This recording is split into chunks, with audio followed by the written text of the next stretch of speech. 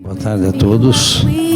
Diria que é um prazer estar aqui, especialmente junto a pessoas que têm pouca dignidade como eu, já estão atrasadas, estão praticamente com fome, é isso? Fome ainda não? Não, fome ainda não, mas não tiveram direito ao lanche, é isso? Acabaram com a dignidade de vocês. Eu vou falar de liberdade, direitos fundamentais, direitos humanos, e vocês perderam tanto a liberdade, tiveram que ficar aqui, como perderam o direito ao cafezinho e ao salgadinho, sem falar no docinho. Mas eu entendo perfeitamente o que acontece, porque a vida é feita de improvisos. E nós vamos tentar conversar com vocês hoje, muito rapidamente, sobre uma proposta nova. Rapidamente, porque era para ser em 1 hora. Vou tentar encurtar um pouquinho, dado o adiantado da hora. Segundo, existia todo um roteiro formal que ia ser desenvolvido. Mas considerando o perfil de quem está aqui, eu já conheço? Eu já conheço de algum lugar? Nenhum evento da Fórum, nada, NDJ, não, é um rosto conhecido. Isso seria muito bom reencontrar amigos aqui, mas é um prazer conhecê-lo então e fazer novos amigos aqui. O nosso tema para hoje é trabalhar o controle externo e não políticas públicas, mas a nossa proposta é trabalhar o controle externo de políticas públicas para a promoção do desenvolvimento nacional sustentável, pela via das licitações e dos contratos administrativos. 2 pontos. O papel das normativas da administração pública, desafios, possibilidades e, eu diria mais, consequências esperadas, porque não será fácil desenvolver esse tema sem ter uma perspectiva de partida, que isto é novidadeiro, isto foge do lugar comum. Não é usual trabalhar com a terceira dimensão exigida pela Lei 8666, no que diz com finalidades legais da licitação, e compreender como isso se traduz por meio de políticas públicas. Quanto mais, a partir daí, trabalhar com normativas. O que me deixa um pouco mais tranquilo é que, em certa medida, já foi antecipado esse assunto aqui, trabalhando com a LINDB, em que se faz menção a regulamentos, a normativas que serão necessárias para fins de expedição pelas próprias Cortes de Contas. Também permitam fazer uma digressão relativamente rápida acerca disso. Meu nome é Daniel Ferreira, acho que aqui não tive a oportunidade de estar conversando com vocês.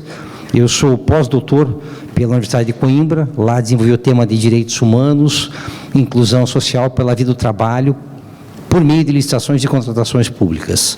Sou mestre e doutor em Direito do Estado pela Pontifícia Universidade Católica de São Paulo, PUC São Paulo, em Direito Administrativo, e fui orientando de Celso Antônio Bandeira de Mello.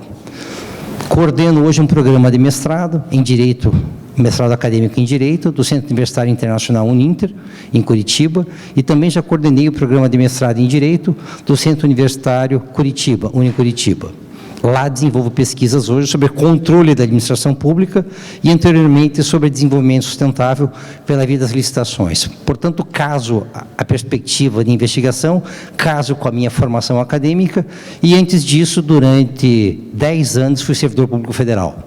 Dirigi um tribunal federal na área de licitações de contratos, na atividade meio. Portanto, como vários de vocês, antes de investigar cientificamente, eu era servidor público. Eu era gestor público, era responsável por tudo quanto vocês, no dia a dia, conhecem ou controlam. Portanto, nossa perspectiva é uma perspectiva pessoal, uma perspectiva profissional, uma perspectiva acadêmica e uma perspectiva de cidadania, de transformação da realidade. Portanto, o nosso convite é que vocês nos ouçam hoje, por favor, sem preconceitos. Primeira consideração inaugural. Não tenham preconceitos. Tanto quanto tivemos em relação à formatação lá de baixo da apresentação de trabalhos. Quando eu ouvi dizer que seria daquele jeito, falei, puxa, não gostei. E percebi que ia cometer o mesmo pecadilho que nós cometemos quando pensamos em desenvolvimento nacional sustentável. Sai do lugar comum, a primeira resposta é não gostei. Não, calma. Se vocês entenderem o que nós queremos hoje com as normativas e com o desenvolvimento, eu vou ficar muito feliz. Porque a diferença que está entre controlar economicidade e isonomia e transformar o Tribunal de Contas como mais um instrumento de renovação do Brasil e dos brasileiros, como uma oportunidade de dar dignidade para a pessoa humana, de garantir o pleno desenvolvimento da nação brasileira, do mercado brasileiro e, portanto, do empresariado, mas, para além disso, dos brasileiros, por meio de licitações e contratações públicas. E, a partir disso, nós vamos investigar como pretender isto com o auxílio das normativas, regulamentos, instruções normativas, portarias, decreto, seja o ato normativo de que natureza for. mas é possível pretender e atingir essa nova realidade. Para isso, portanto, eu teria que dizer o seguinte: a partir do próprio título, controle externo, portanto, eu vou trabalhar com o Tribunal de Contas e nem preciso falar para esse auditório qualificado. Vocês sabem o que é controle externo e sabem o que é o Tribunal de Contas. Primeiro enfoque, eu pulo. Segundo enfoque, de políticas públicas. Esse é um evento que só trabalha com políticas públicas.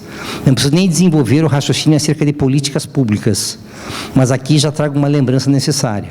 As chamadas políticas públicas de Estado e as chamadas políticas públicas de governo, que também não vou desenvolver, porque amanhã quem trata disso é o professor Juarez Freitas, na manifestação de encerramento.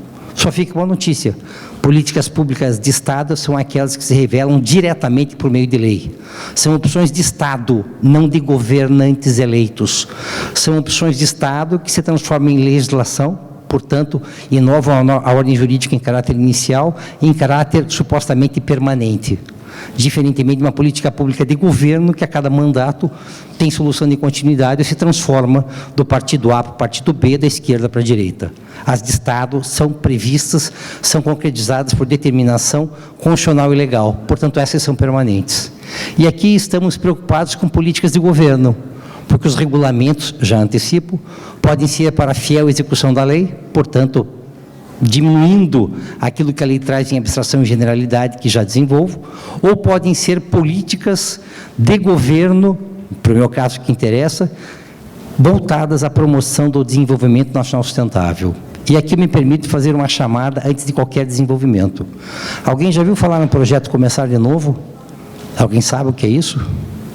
Sabem que foi um projeto fruto de uma parceria entre o CNJ, a presidência do CNJ e, portanto, a presidência do Supremo Tribunal Federal, com a presidência da República, que diz respeito às obras do PAC, que por meio de um convênio sem previsão legal, decidiu-se que 5% das obras do PAC seriam colocadas à disposição de quem estivesse no sistema carcerário.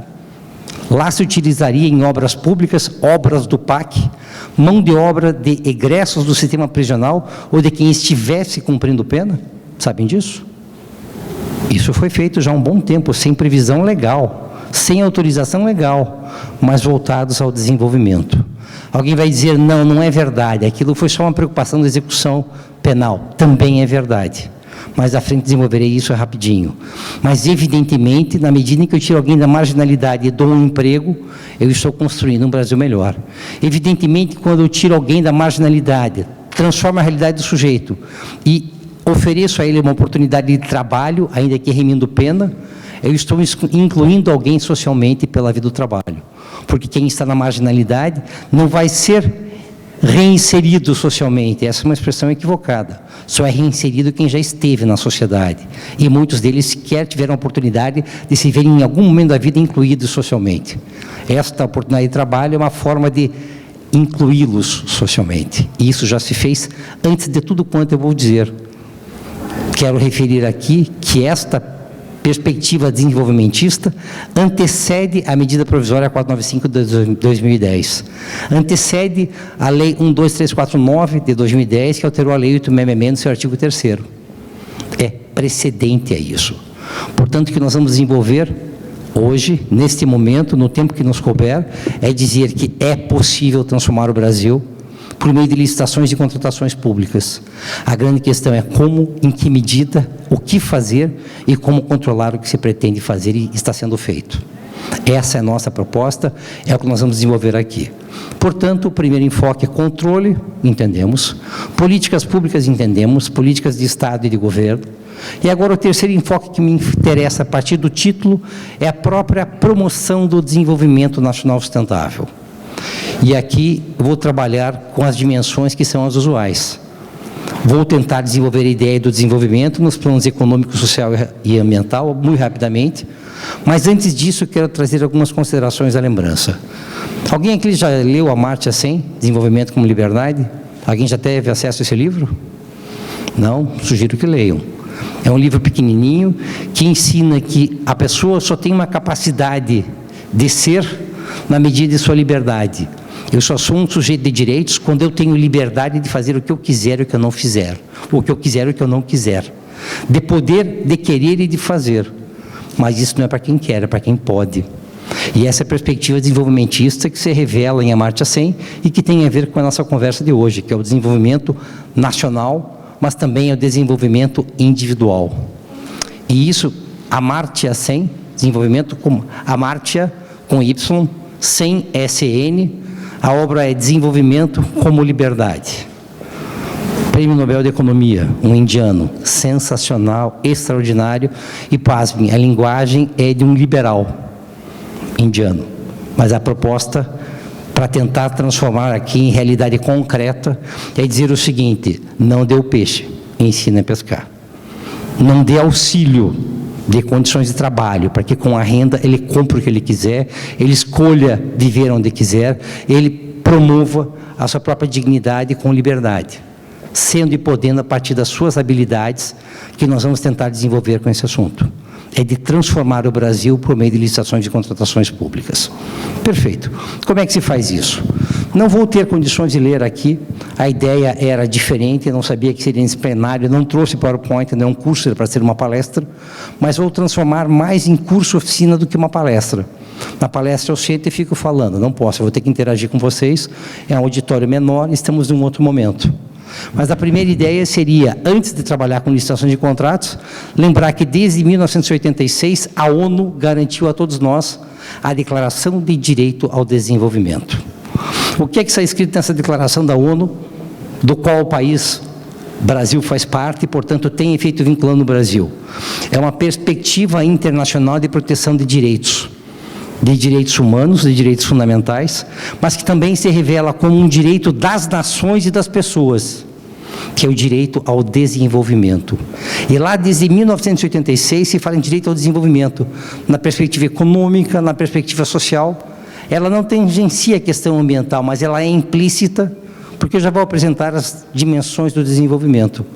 Mas desde 1986 é um compromisso dos países parte da ONU, que se vinculam a esta diretiva, no que diz a garantir a todos e a quaisquer sujeitos igualdade de oportunidades.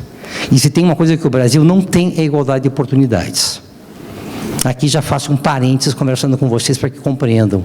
Igualdade de oportunidades é permitir o microempreendedorismo na sua dimensão garantida constitucionalmente.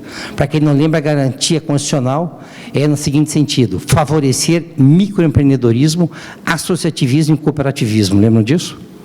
A Constituição de 88 já garantia isso.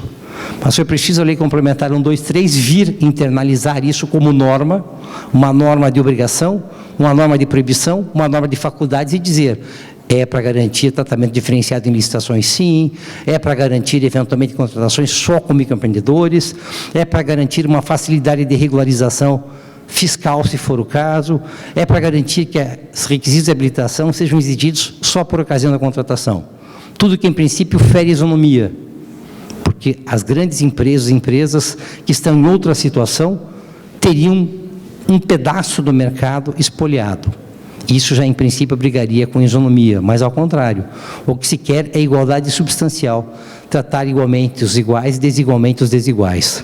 Portanto, uma das primeiras oportunidades de dar concreção a isto, a essa dimensão da ONU de direitos ao desenvolvimento, que é um direito individual seu, é um direito individual meu, é um direito coletivo nosso, e é um direito de quem está por nascer, de quem está por vir. Para além disso, é um direito do mercado de se desenvolver, é um direito da nação brasileira se desenvolver, e lá está dito, é um direito das nações e das pessoas. Portanto, isso que se fala aqui em desenvolvimento sustentável, nacional em licitações, tem a ver com os brasileiros e com o Brasil. Tem a ver com a nossa identidade, tem a ver com nossa liberdade no plano internacional. Isso significa concretizar uma política pública, porque ela já estava na Constituição de 1988, no seu artigo 3º, desde o nascedouro.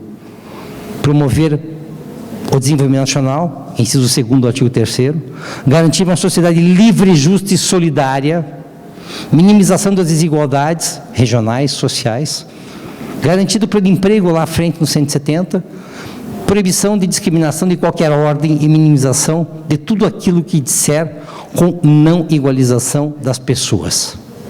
Essa Constituição de 88 fez uma promessa. E com o passar dos anos, essa ideia de desenvolvimento foi vindo à tona. Mas desenvolvimento em que medida? Dimensão econômica, social e ambiental. A primeira dimensão econômica que vocês devem conhecer, ou já ouviram falar, que existe crescimento econômico quando aumenta o PIB. Significa dizer que um país é grande quando o PIB é grande. É quando ele tem capacidade de investimento, é quando ele tem infraestrutura, quando ele gera emprego e renda. E com isso faz circular riqueza. Esta é a dimensão global de crescimento econômico. Crescimento econômico se revela pelo produto interno bruto. Na medida em que o Brasil aumenta o PIB, ele fica a ser do mais interessante no cenário global. Isso é importante. É a primeira dimensão do desenvolvimento, crescimento econômico. Mas crescimento econômico não pode ser algo frio, neutro, indiferente.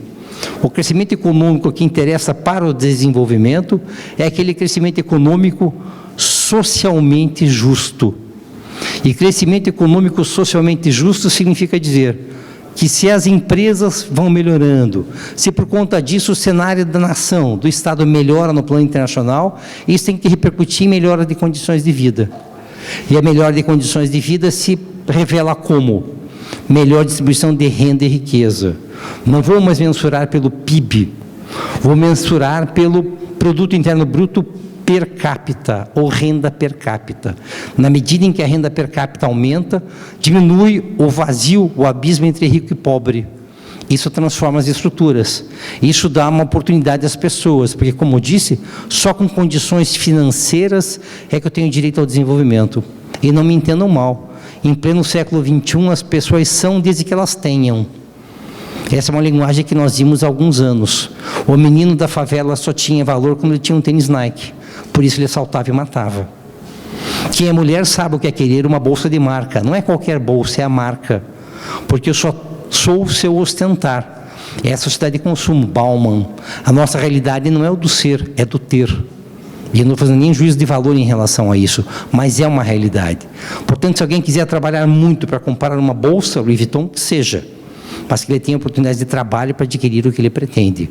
Portanto, eu preciso dessa distribuição de renda e riqueza para dar as condições para que uma pessoa tenha uma vida digna, digna na dimensão que ela quiser. Pode ser de gastar e de não gastar. O que mais eu quero em relação ao desenvolvimento no que diz que um crescimento econômico socialmente justo? Eu quero que a contrapartida ao aumento do resultado do lucro venha um efeito benéfico para a sociedade, maior geração de empregos.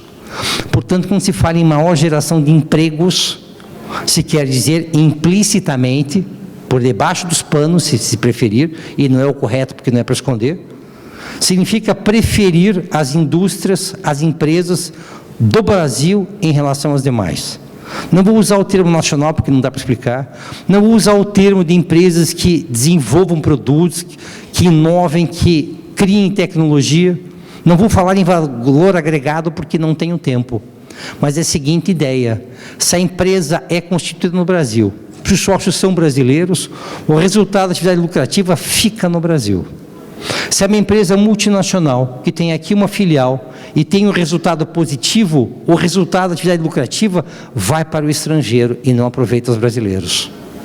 É por isso que a Constituição da República permitiu o tratamento diferenciado e favorecido dos microempreendedores. É por isso que a Lei Complementar 123, alterada pela Lei 147, disse que é para promover o desenvolvimento, favorecendo essa perspectiva para microempreendedores e empreendedores de pequeno porte. Não vou falar da legislação, mas todos lembram. Na medida em que eu gero oportunidades, eles têm mais negócios. E para quem não sabe, o Brasil é feito de microempresas.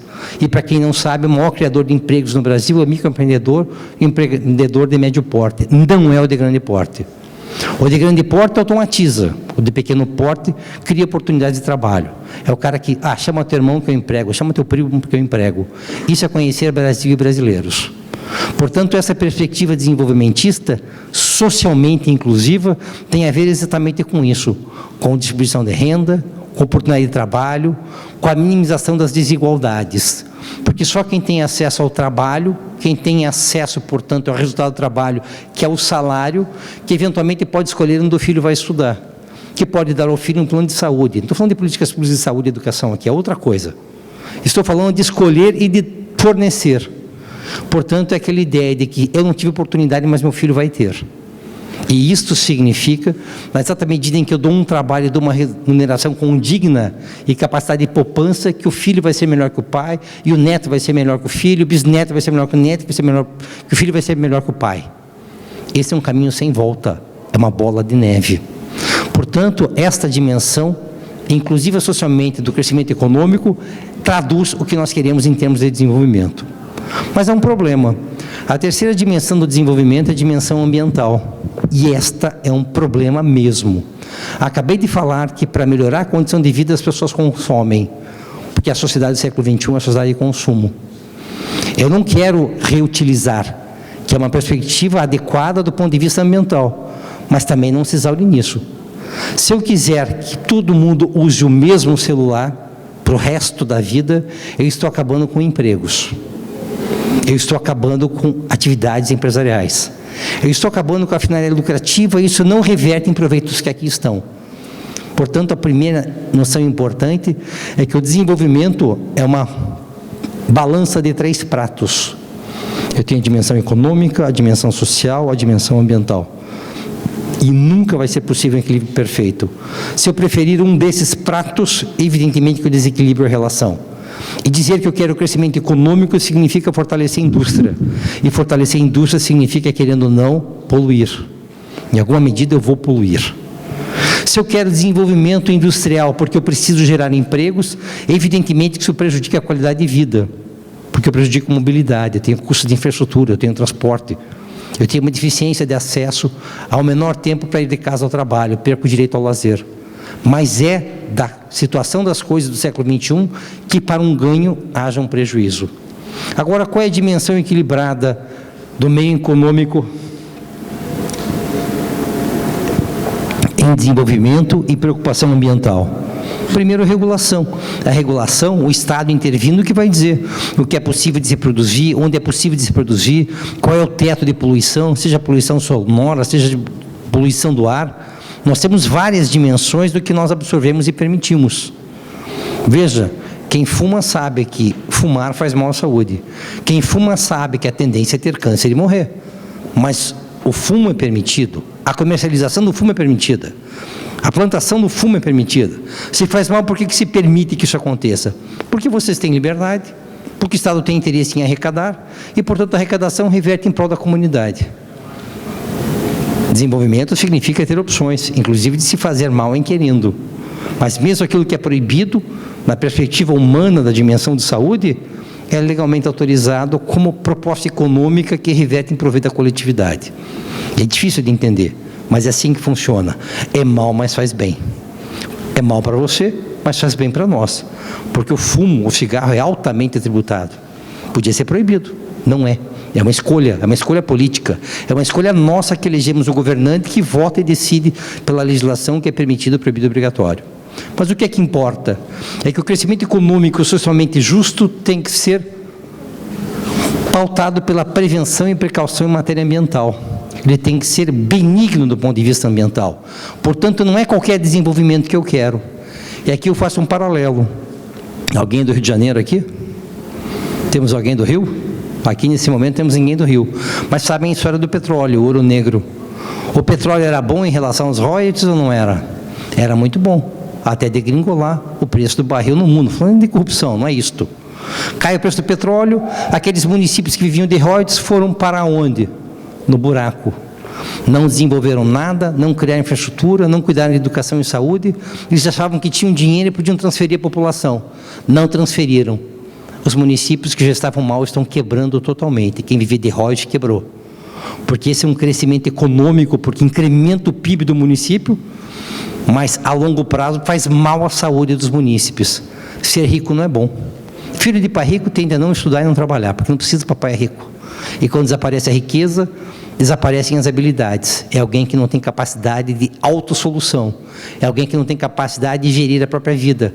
É alguém que não é capaz de criar por si só riqueza. Riqueza significa trabalhar, entregar à comunidade alguma coisa que tenha valia, utilidade. E esses não têm utilidade. Portanto, só o crescimento econômico não presta.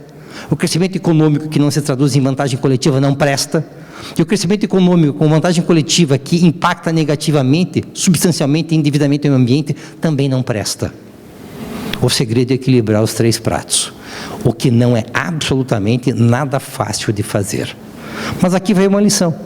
Promover o desenvolvimento significa tudo isso, atender essas 3 feições do desenvolvimento, sem prejuízo de várias outras, a cultural, a espacial, a política, a outras. Mas, via de regra, quem está em cortes de contas, quem se preocupa com o controle, preocupa-se com as 3 dimensões. Quando se preocupa é quando conhece. Porque nem quem faz controle entende do que eu estou falando. E não é maldade minha, porque eu sou advogado. Advogo para ministro, que foi presidente do tribunal, advogo para juiz, desembargador, que fez gestão pública como presidente, e que responde perante cortes de contas e cortes de justiça. Porque sequer eles, que deveriam dizer o direito, conseguem entender o que isso significa. Porque isso é novo. Há primeiro um preconceito, depois há uma ignorância, e depois, quando não há nem preconceito nem ignorância, há consciência de dever legal, não se sabe o que fazer com isso. Então aqui nós temos a dimensão do que significa desenvolvimento, conseguimos compreender que é um direito individual, um direito coletivo e é um direito da nação. Portanto, quando se diz que a licitação e o contrato tem que promover o desenvolvimento, isso significa dizer que tem que ser bom para a comunidade, tem que ser bom para a administração contratante, tem que ser bom para o Brasil. Aqui eu faço só um pequeno detalhe em paralelo. Portanto, não se incomodem mais com quem vai impugnar o edital de licitação. Não se incomodem mais com quem vai impugnar um termo de referência. É bobagem. O mercado não incomoda. O mercado já se adaptou. Aquele cidadão que impugnava, já passou a ser um chatinho, é moralidade só. Se preocupem com as entidades de classe. Se preocupem com as associações. Qualquer associação de algum discriminado, de um vulnerável qualquer que seja, uma ONG que tenha capacidade postulatória e que se preocupe com o meio ambiente, vai começar a impugnar edital de licitação. Tenho certeza que isso vai acontecer. Porque não promoveu o desenvolvimento, porque não cuidou da prevenção e precaução. Não é mais o cidadão, não é o Ministério Público, não é o mercado. Vai ser alguém titularizado para cuidar de um legítimo interesse, um particular, seja econômico, seja ambiental, seja social. É aquele que diz, eu sou do movimento tal, das minorias. Os calvos, aqui eu sou das minorias. Eu quero acesso ao emprego porque eu sou calvo, eu quero cota que eu já vou desenvolver. Claro, eu sou discriminado, não me dão emprego, não gostam de mim, me acham feio. Já que o Estado não obriga, por lei, que calvo seja contratado, o que se vai fazer? Vai se garantir uma cota em contrato, e eu vou falar disso à frente. E eu não estou calvo, eu sequer fiz a barba, porque a mulher disse, não raspa porque vai parecer ovo. Quando eu raspo, fica com cara de ovo. Ela disse, não, deixa assim que tá bom. Falei, eu obedeço. Como homem competente que sou, sei quem manda e quem tem juízo obedece. Logo, eu obedeço. Sei de onde vem o poder e sei que certos poderes não admitem devido processo legal. Porque mesmo que eu tenha razão, já está decidido que eu não tenho razão. E como eu sou casal, eu tenho 2 opções. Discutir ou ser feliz. Eu já decidi faz muitos anos que quero ser feliz. Portanto, ter razão é de menos importante, que não causa impacto nenhum na minha vida. Eu não preciso ter razão, eu só preciso ser feliz. E isso tudo que eu estou falando tem a ver exatamente com essa dimensão de liberdade, dimensão de desenvolvimento. Só quem é livre tem capacidade de felicidade. Já falei, se trabalhava com PIB, se trabalhava com PIB per capita. Hoje se fala em índice de desenvolvimento humano. E quando se fala disso tudo que eu estou falando, se está falando em índice de felicidade. Não é felicidade romântica de ir ao cinema, ai que lindo, beijo na boca. Não é isto. Na Constituição do Butão, e não é piada, há o direito fundamental à felicidade. Felicidade é fazer o que se quer, que pode ser não fazer. Eu posso ficar vadiando se eu quiser, mas não significa que o Estado tem que prover minha vadiagem. Mas dar capacidade de entender, de querer, de se capacitar, de escolher e de fazer. E ter o resultado que quiser. Isto dá a dimensão humana do desenvolvimento. A dimensão nacional do desenvolvimento eu vou exemplificar. A Constituição usa, eu tenho um livro ali que eu não vendo mais, porque já está esgotado desde 2012. Eu fiz uma nova edição porque eu esperava a alteração da Lei 866. Acabei de passar de uma comissão da Câmara para alterar a Lei 866, que também não vai vingar. Então eu já desisti. É mais fácil fazer outro livro e dizer, desculpa aí, teve um hiato de 7 anos, eu esperei, mas não veio. Então vai ter uma nova perspectiva. Mas lá eu trago destacados na Constituição quantas vezes ela fala em desenvolvimento. Dezenas de vezes. Há dezenas de utilizações da palavra desenvolvimento na Constituição. Mas quando se fala em tecnologia, o Constituinte foi pedante. Lá se fala em independência, lá se fala em autonomia. Tamanho nível de preocupação. Só tem liberdade quem não depende de tecnologia estrangeira. Não é sensacional? Você sabe o que significa? Isso significa a discussão dos castas, se ia ser do país A, B ou C. E afinal decidiu-se que só seria daquele que transferisse a tecnologia. Quem não transfere não vende, se não vende não quero. É isto. É a autonomia da nação num cenário global. Se for dependente de tecnologia alheia, eu sou pau mandado. Eu só obedeço, eu nunca vou ser protagonista. Eu nunca vou poder ser, poder e acontecer, porque eu não tenho espaço para isso. Eu estou à mercê de transferência de tecnologia. Eu tenho um produto e não consigo atualizar um software. Eu não sei nada, eu não faço nada, eu dependo de tudo.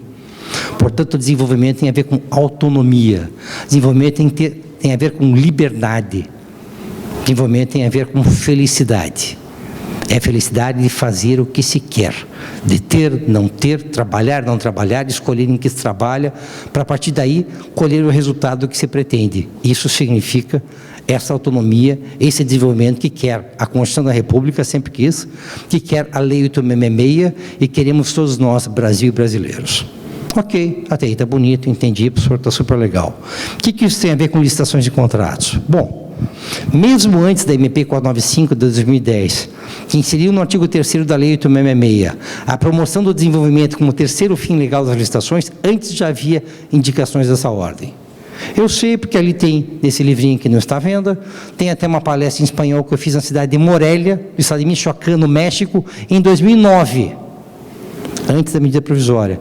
E eu falava em função social da licitação. Eu sou um visionário, eu só não ganho Mega Sena porque eu não acertei em números, mas eu sei prever o futuro. Evidentemente que lá já estava dito no sistema que era para promover o desenvolvimento. A Lei Complementar 123 anterior a isso, e eu consegui ler naquele momento que era para garantir plano de emprego, que era para garantir desenvolvimento da indústria nacional, que era para garantir oportunidade de negócios. Estava dito, a gente só não tinha entendido ainda. Porque quem está na gestão pública tem tempo de pensar ou só tem tempo para trabalhar? Eu sei que pensar é difícil. Eu sei que não dá tempo. E quem normalmente pensa fora da casinha é reprimido. Esse cara está louco. Ele é um completo doidão. O Tribunal de Contas não vai deixar. O Judiciário não vai deixar. O cara é louco. Não pode, onde já se viu. Mas eu lá, dos meus 19 aos 29 anos, fui gestor público. E quando eu defini um objeto de licitação, o objeto, eu não falei a escolha, o objeto eu já tinha em mente algumas coisas. Se eu tinha uma preocupação ambiental, eu podia ter dito carro flex. Já existia uma preocupação ambiental na definição do meu objeto, que é uma das formas de realizar a promoção do desenvolvimento por meio de uma normativa. Uma instrução normativa que diz, só compre carros flex. Eu já fazia sem previsão legal. Portanto, essa promoção do desenvolvimento sempre existiu latente. Eu vou fazer um pulo agora, porque eu tinha várias dimensões para tratar. A lei de mudanças climáticas, a lei de resíduos sólidos. Eu ia trabalhar com o decreto do Estado do Paraná, que em 2006, por ocasião do COP8, resolveu, mediante decreto do governador, dizer só se compra agora material reciclado de 50%. O não reciclado, que é o monoclorado, 50%. Não se compra mais lâmpada de vapor de mercúrio. Não se compra mais lâmpada incandescente, só fluorescente. Não havia a lei 866 com a versão de hoje do artigo 3º. Mas por ocasião da preocupação climática realizada em Pinhais do Paraná, o governador, mediante decreto hierárquico que manda, disse, eu mando, quem tem juízo obedece. Portanto, eu estou fixando o que é permitido comprar, o que é proibido comprar, no que diz com matéria ambiental. Lá já havia uma provocação de sustentabilidade ambiental. E quando se fala em desenvolvimento sustentável, na verdade isso não é correto, é um pleonasmo. Onde há desenvolvimento, há sustentabilidade, onde há sustentabilidade, há desenvolvimento. Portanto, se eu digo desenvolvimento, fica imbricada a ideia de sustentabilidade, nas dimensões econômica, social e ambiental. Mas isso já existia antes do artigo 3º da Lei 866. Ok. Mas vamos caminhando ao que interessa. A medida provisória 495 de 2010 inseriu essa disposição no artigo 3º da Lei 866. Para quem nunca teve curiosidade, recomendo, leiam a exposição de motivos. Entrem lá no site do Planalto, procurem lá a medida provisória, vocês vão encontrar na legislação medida provisória e vejam lá a exposição de motivos. Eu vou simplificar, mas lá está dito o seguinte: tendo em vista que a China está avançando, tendo em vista que nós não temos condições de disputar preços com empresas chinesas, nós, mercado interno, tendo em vista que a Argentina se preocupa com as empresas argentinas, tendo em vista que o país A, B, C, até os Estados Unidos têm proteção ao mercado local, então nós precisamos fazer isso no Brasil. E a MP 495 veio e fez isso. E uma das primeiras previsões à época foi instalar as chamadas margens de preferência, que vocês não veem mais porque não existe decreto regulamentar e quem não está no governo federal não teve experiência. O que era uma margem de preferência? O que é uma margem de preferência no projeto de lei que eu ajudei a construir? Ela diz que, conforme decreto do chefe do executivo, vai se conferir a possibilidade de que um produto ou um serviço de alto valor agregado local tem o benefício de até diferença de 25%, ordene a contratação desta empresa, desse serviço, deste bem, que tem mais valia para o Brasil e para os brasileiros. Isso está descrito lá na margem de preferência. A ideia era anterior, que já referi. Eu quero o resultado da atividade fabril aqui, eu quero inovação em tecnologia no Brasil aqui, eu não quero estrangeiro e não quero disputar com a China. Só que a previsão é aberta e diz o seguinte: poderá ter acesso a essa política pública as empresas que mais gerem emprego e renda, as que mais repercutem em arrecadação. Portanto, critérios na lei dizendo qual seria a preferência para o chefe do executivo. E o primeiro regulamento do chefe do executivo foi compartilhar o resultado. Eu vou ouvir a sociedade civil, eu vou ouvir o Ministério A, B, C e D. Democratizou a ação estatal e a própria regulamentação. Bacana, legal. Alguns disseram, é inconstitucional, viola a isonomia. É inconstitucional, acaba com a competitividade, eu gasto mais. Aqui só um paralelo. Se eu posso, por subvenção, dar R$1 milhão para uma entidade beneficente, por que não posso contratar a entidade beneficente com um preço um pouco maior? Ninguém falou que tem que ser o menor preço. É para fomentar, é para estimular, é para garantir um resultado socialmente desejado, não é para comprar o bem. O bem é o mote, o bem é o meio, o fim não é comprar pelo menor preço. O fim é dar concreção a uma política pública, que pode ser de pleno emprego. Na lei do MME já havia previsão de contratação sem licitação de associação de pessoas com deficiência, não tem isso? Na lei do MME? Tem, dispensa de licitação. Se posso dispensar porque não posso pagar um pouco mais caro. Essa é a ideia. O que nós estamos acostumados é trabalhar com o quadradinho. Dentro do quadradinho, eu sei, de um lado tem isonomia, do outro tem competição. E agora inventaram moda com desenvolvimento. E pior, desenvolvimento é um tripé. Tem 3 pezinhos. Se eu tirar econômico, o ambiental e o social não resolvem. Se eu tirar qualquer deles, cai o tripé. E o tripé é isonomia, competição e desenvolvimento. Se eu tirar um deles, cai o tripé. Portanto, o que vocês estão fazendo até hoje, tenho certeza absoluta, é cuidar de isonomia e competição. O desenvolvimento, ninguém está dando bola. Ninguém ainda dá bola. Nem cortes de contas, nem o judiciário. Isso aqui não é um desprestígio. Eu falei isso no Tribunal de Contas do Paraná, falei isso a convite do MP junto ao Tribunal de Contas, falei nos 66 anos do Tribunal, e eu falo a quem quiser ouvir. Os tribunais não estão preparados para isso ainda. Aí eu vou explicar qual é a importância das normativas. Porque ninguém sabe ainda o que fazer, como fazer, em que medida fazer e o que esperar disso. Mas o que é que existe? Uma previsão legal que eu não nego, uma determinação constitucional que existia, e um salto de qualidade para o século 22. O século 21 é pequeno para tudo isso. Nós vamos levar um século tentando desenvolver aquilo que já nos é exigido por Constituição e por lei. Ok, entendi, está tudo bem. Então a lei exige as 3 dimensões, ok. A lei exige que eu promova o microempreendedorismo, está ok, já entendi. A lei exige cautela ambiental, sempre fiz sem perceber, mas eu já fazia. O que eu fiz no plano social até hoje? Acabei de referir um deles. Dar dignidade a quem está numa condição particular humana por uma deficiência e dar dignidade pela vida do trabalho. É isso que a Constituição faz. A lei do MME tem a previsão de contratação daquelas cooperativas de pessoas que trabalham com material reciclado, catador de lixo. Não quiseram a expressão porque são os cretinos. É isso, mas é que dói ouvir aquilo. Mas é essa a ideia.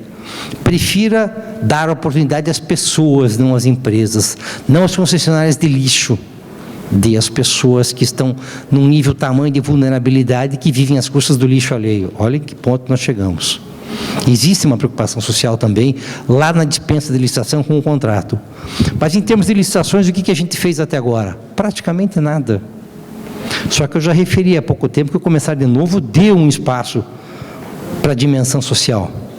Lá se buscou atender a esse universo de miseráveis, que é viver na miséria, estar encarcerado ou egresso do sistema prisional. Não desejo isso para ninguém. Não falei que o sistema não decida que seja assim, mas que não deseja prisão para ninguém. Mas isso significa ter uma preocupação social, com o Começar de Novo. Para quem não sabe, na mesma época, criou-se no estado do Mato Grosso do Sul uma previsão que em obras de construção civil municipais se daria 5% de vagas para outra minoria. Sabe qual minoria? Você, querida. Mulheres. Censitariamente falando, as mulheres são a maioria no Brasil.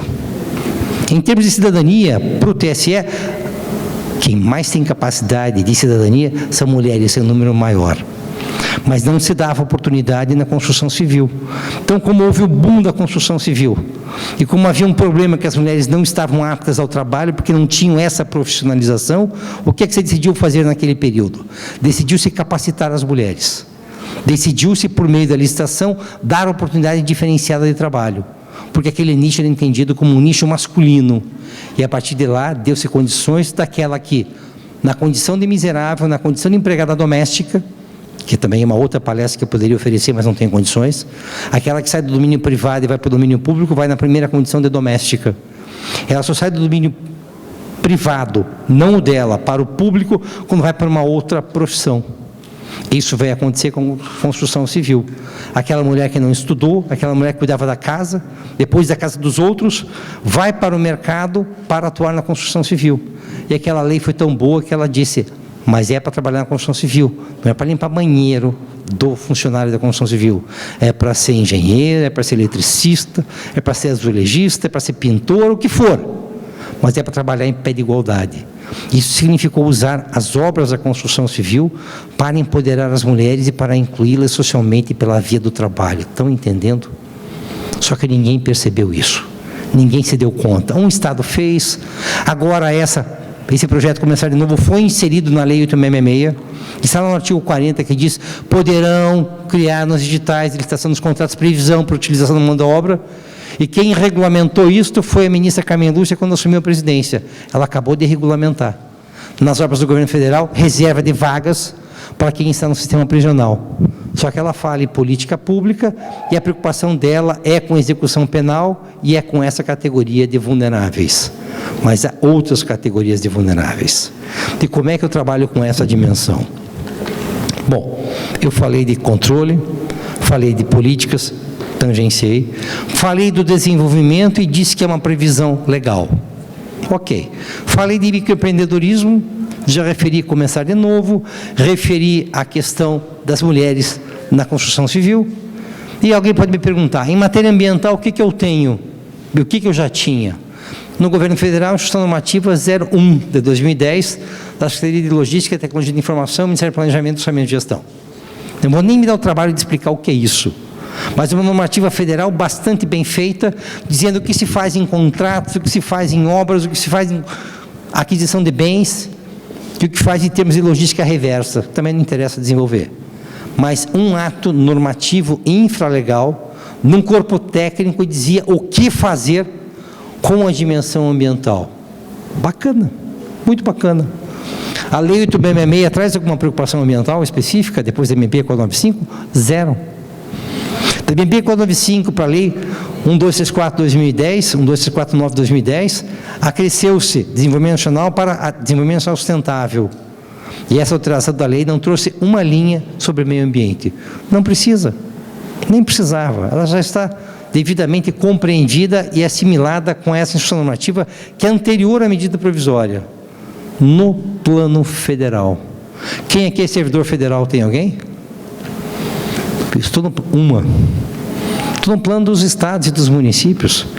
Não há legislação estadual municipal. Aí começa o primeiro problema. Portanto, eu vou para a parte final, aquela que nos interessa. Vou falar agora das normativas, dos regulamentos, das instruções normativas, dos decretos, seja lá o nome que se dê. Porque vai caber a esse espaço normativo dizer o que pode, o que não pode, o que não deve ser feito. Evidentemente que a baliza é a lei. O problema é que a lei não diz nada. A lei diz: promova o desenvolvimento nacional sustentável e seja o que Deus quiser. Rezem. Santo Expedito de São Galvão, causas urgentes impossíveis. Adivinhem se puderem. E pior, adivinhem, faça e depois reze que o Tribunal de Contas pense como você. Adivinhem, faça, espere que o Tribunal de Contas aprove. Ok, mas ele aprovou. Estou isento de discussão? Não. Porque mesmo com a aprovação do TC, isso pode ser judicializado, o juiz pode decidir contrariamente ao que decidiu o TC. Tem mais essa. Um diz não, outro diz sim, outro diz não. Mas o que prevalece? A decisão judicial que transita em julgado, desde que não haja rescisória e que não seja uma questão de ministro.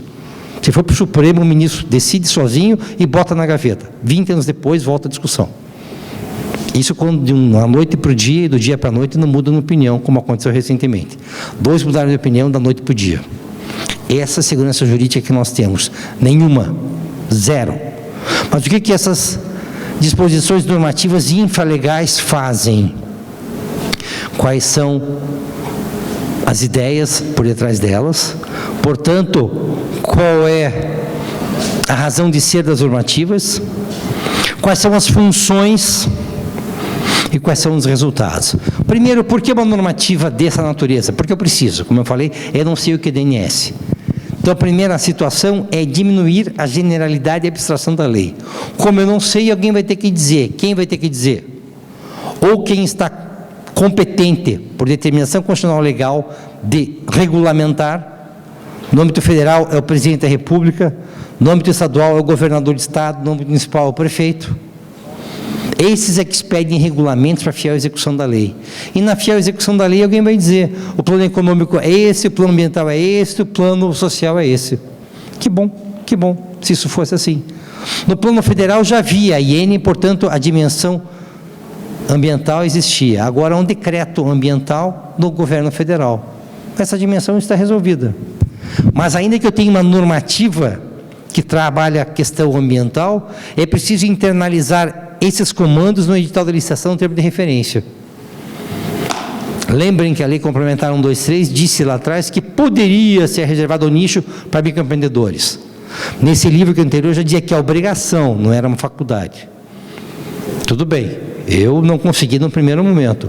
Discuti com várias pessoas em congressos que aquilo era uma obrigação. E vários me diziam em congressos, em resposta, que era inconstitucional. A Lei Complementar 147 obrigou o que a lei de 2006 facultou. Porque o desenvolvimento não comporta retrocesso. E o desenvolvimento é um projeto de futuro. Nós nunca vamos chegar ao desenvolvimento. Nós nunca seremos um país desenvolvido. Porque o patamar de desenvolvido hoje e amanhã não é o mesmo. O que hoje se aceita ambientalmente, amanhã não se aceita mais. O que hoje se admite como equilíbrio de redistribuição da riqueza, amanhã não se vai admitir. Portanto, o desenvolvimento é um rumo, é um caminho, não é um fim, é um projeto em construção. É por isso que a dicção legal é promoção do desenvolvimento, não é a concretização do desenvolvimento. E aqui começo já a não antecipar a conclusão, mas uma obviedade. Sabem como o Tribunal de Contas vai conseguir controlar o resultado? Nunca! Sabe quando ele vai poder fazer? Nunca! Porque eu nunca vou ter um resultado. Eu posso ter, num dado regulamento, uma indicação. Por exemplo, compete às secretarias de Estado criar um planejamento de substituição das lâmpadas. Na medida em que forem quem manda, eu vou substituir lâmpada incandescente por fluorescente. Faz sentido? Não, já é proibido lâmpada incandescente. Quando eu dava os primeiros exemplos, ela existia no mercado, não existe mais, não se fabrica mais. Agora, a meta vai ser de 2 em 2 anos substituir as lâmpadas. Prédio tal, 2 anos substituir as que queimam por LED. É o que vai acontecer. Então, há um planejamento, e eu vou controlar resultado a partir do planejamento. Mas não vou, com isso, medir preocupação ambiental verificando a aquisição de lâmpada de LED. Como é que eu vou verificar o resultado da lâmpada de LED? Economia de energia. Como é que eu sei? Diminui o gasto. Se diminui o gasto de energia, qual é a vantagem que eu tenho? Menos poluição ambiental, evidentemente, não preciso gerar mais nada para conseguir energia, não vou queimar carvão, não vou usar termoelétrica, portanto, vou trabalhar com geração hídrica, mas tem uma contrapartida, evidentemente, custa mais caro. Por isso, um planejamento. Por isso que eu vou ter uma normativa que vai dizer qual é o padrão de eficiência no que diz com a questão energética. E vou ter um padrão de eficiência que diz no gasto econômico-financeiro inteligente. Eu não faço mais compras visando objeto. Quanto custa a lâmpada de LED? Quem faz uma conta como essa faz errado hoje. Eu faço uma curva. É mais caro, mas em quanto tempo ela se paga? Ela se paga em 1 ano. Porque ela custa mais caro, mas tem 10 vezes mais de durabilidade. E qual a eficiência energética? 3 vezes. Faço a curva enquanto equilíbrio e decido, essa é a contratação que eu quero. Portanto, eu posso, num planejamento, por uma normativa, num anexo, dizer, em tal ano tal coisa, em tal ano tal coisa, e vou descrevendo isso tranquilamente. Então, a primeira ideia do regulamento, eu talvez não use nem isso. A primeira ideia do regulamento é diminuir a generalidade de abstração da lei. Segundo, criar rumos de comportamento. Eu tenho um rumo na questão ambiental que é fácil de entender. Não precisa ser um expert. Qual é a vantagem da normativa? É que ela vem pronta. Eles descrevem o objeto ou descrevem qual a obrigação no contrato. Tranquilo.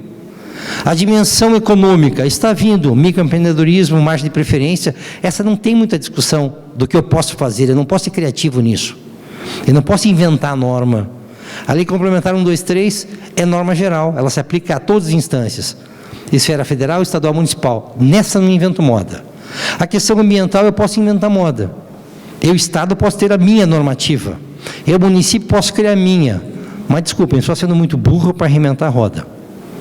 Não posso ter essa pretensão. No governo federal, há catálogos eletrônicos de material sustentável. Há catálogos eletrônicos de equipamento sustentável. Há modelos de edital, termo de referência de obra simples. Está tudo pronto, copiem. Copiem, se for o caso.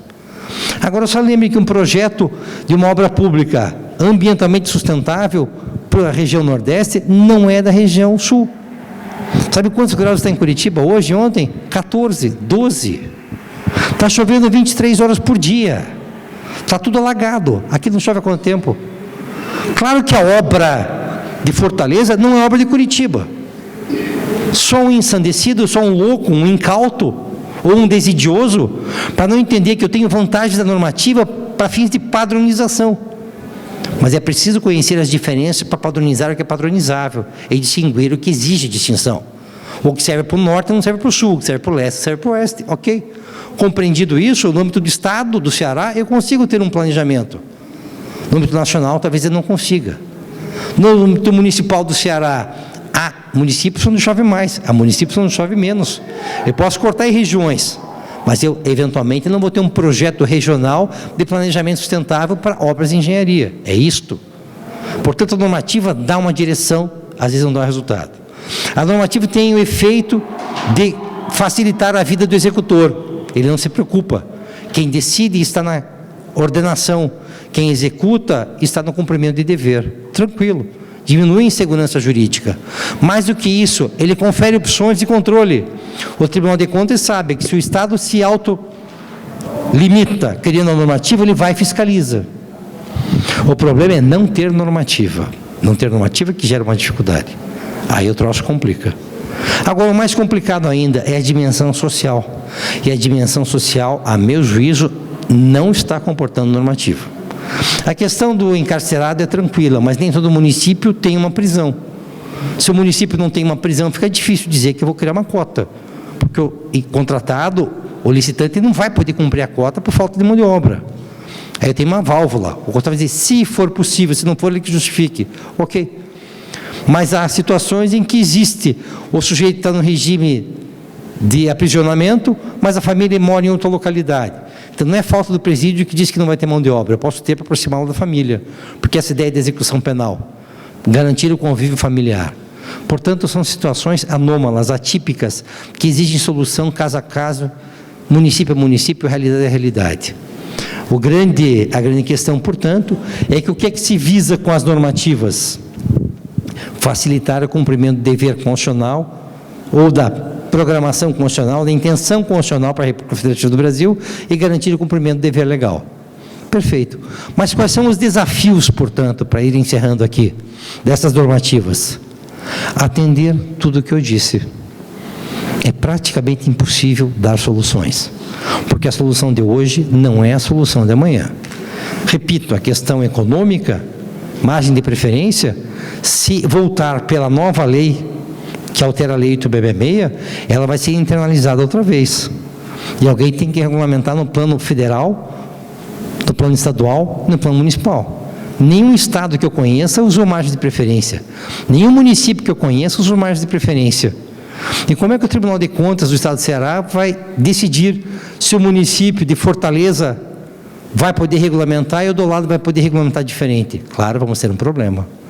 Então é melhor que a Corte de Contas construa com os municípios o regulamento futuro, dizendo faz sentido proteger a indústria local de vestuário, faz sentido atender a indústria local de artesanato. Claro que faz. Algumas faz sentido, outras não. Eu vou controlar, evidentemente, que é no varejo, não vai ser no atacado. Então, o desafio da normativa é alcançar o máximo possível de situações. Mas isso varia no espaço geográfico, isso varia no espaço temporal, isso varia nas condições tecnológicas. Quanto mais avança a tecnologia, mais obsoleta fica a solução. Eu avanço na tecnologia, obsoleta a normativa. Eu tenho que criar saltos tecnológicos.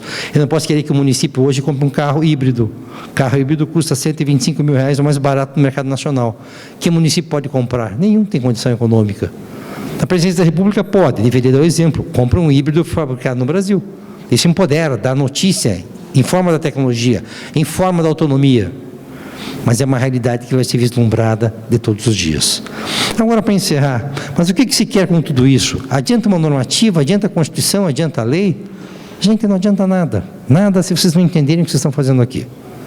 Nada se vocês não entenderem o que eu fiz e o que eu tento fazer como professor há mais de 20 anos, como pesquisador há 10 no programa de mestrado e doutorado, como pessoa humana, como ex-servidor público, tem maior respeito para o servidor. Servidor não é vadio, tem servidor vadio. Servidor não é ineficiente, há gente que não trabalha. Se existe um espaço de assédio ao serviço público, eu sei porque eu estava lá. Eu sei porque eu atendo servidores que têm depressão, são toxicômanos, gente que trabalha em tribunal que ganha 40 mil por mês, ou por 40 não dá porque está no teto. Mas servidor que tentou suicídio pulando na biblioteca em horário de expediente, ganhando 30 mil reais por mês. Não é o dinheiro que torna alguém livre nem feliz. Dinheiro não empodera. Agora, se eu não souber trabalhar com dinheiro, ele escraviza. O que eu sei é que vocês não são mais meros executores. O que eu sei é que vocês têm que compreender que vocês são agentes de transformação da realidade. O que vocês têm que entender é que cada um tem uma dimensão humana que vai se vislumbrar na dimensão coletiva. Cada qual é responsável de transformar a realidade do Brasil por meio das licitações e contratações públicas. Porque comprar um carro significa proteger uma indústria nacional eventualmente. Porque dar espaço para o microempreendedor significa gerar emprego. Que ter a cautela com a legislação ambiental é garantir preservar o meio ambiente para a presente e futura geração. Isso não é cumprir a ordem do chefe, não é cumprir dever legal, é querer melhor para os teus filhos, para os teus netos. Eu só vou conseguir um Brasil melhor se eu me convencer de que isso é bom, se eu entender o que é desenvolvimento, se eu entender o que é liberdade. Só entendendo esse projeto constitucional, entendendo a dimensão humana, coletiva e estatal do desenvolvimento, é que eu vou saber por que interessa o controle. Porque o maior controle hoje não é só em relação ao que se está fazendo, é em relação ao que não se está fazendo. Portanto, vocês têm a obrigação de assumir o papel de protagonistas da história. Se o chefe de vocês não sabe, falem com o chefe. Se o chefe sabe, mas o diretor não sabe, falem com o diretor. Se o diretor sabe e o presidente não sabe, falem com o presidente. Alguém tem que prestar atenção. Isso está na Constituição, isso está na lei, está na normativa e estava na normativa da ONU, Declaração sobre o Direito ao Desenvolvimento. Tudo está lá. Mas mais do que tudo, é tanto direito fundamental que por um mandado de injunção eu posso provocar o judiciário que obrigue o Estado a regulamentar o desenvolvimento na questão social. Sabia disso? É o que eu defendo no meu livro, que é apresentado por Fabrício Mota, todos devem conhecer, que é integrante do Ministério Público junto ao Tribunal de Contas de Goiás, e o Luiz Manuel Fonseca Pires, que é o juiz mais qualificado que eu conheço, de vara de Fazenda Pública, que tem um livro maravilhoso sobre o controle judicial da discricionariedade administrativa. Portanto, o que eu testei, o que eu escrevi, passou pelo MP e pelo Judiciário. Eu não estou doido. Eu só aprendi uma coisa. O Brasil só vai melhorar se vocês quiserem. E o Brasil só vai melhorar se vocês se comprometerem. Portanto, o compromisso é transformar. Como e como fiscalizar, isso a gente aprende todo dia. E eu nunca aprendi acertando. Alguém já aprendeu? Eu só aprendi errando. Então vamos torcer para que a gente erre cada vez menos. Muito obrigado, foi um prazer. Sinto pelo adiantado da hora. Acho que é uma oportunidade.